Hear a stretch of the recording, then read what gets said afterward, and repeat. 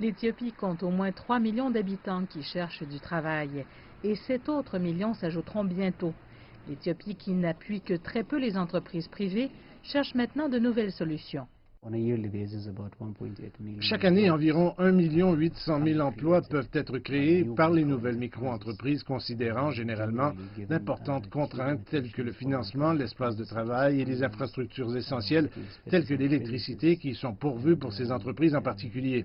Nous cherchons aussi à maximiser les possibilités pour que davantage de jeunes travaillent dans des industries plus importantes dans les secteurs manufacturiers et industriels. Un plan ambitieux est en cours pour exporter quelques 200 000 travailleurs qualifiés vers les États du Golfe, de l'Europe et de l'Asie, d'ici à pareille date l'an prochain, donc ces emplois peuvent aussi être comptabilisés.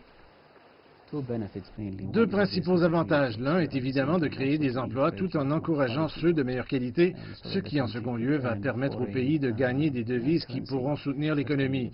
Et nous apprenons de l'expérience de nombreux autres pays et aussi de notre propre expérience passée sur la façon dont nous pouvons gérer cela. Le gouvernement espère qu'en offrant une voie légale aux travailleurs migrants éthiopiens à l'étranger, les trafiquants d'êtres humains s'arrêteront. Cette décision est controversée car des milliers d'Éthiopiens ont été expulsés vers des États du Golfe au cours des dernières années, beaucoup affirmant avoir été torturés.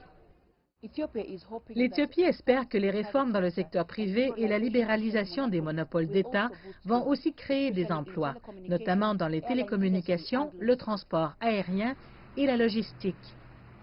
Le secteur des télécommunications du pays, actuellement sous le monopole d'Ethiotel, doit s'ouvrir à d'autres opérateurs d'ici 2020.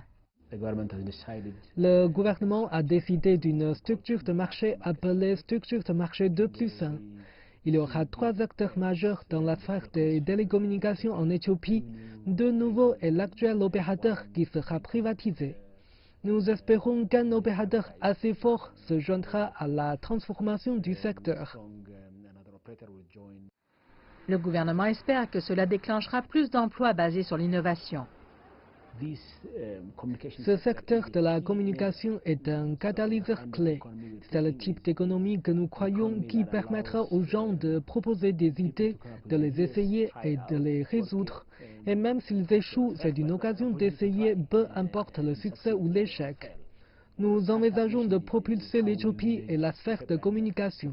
Pour cela, vous avez besoin d'un important investissement.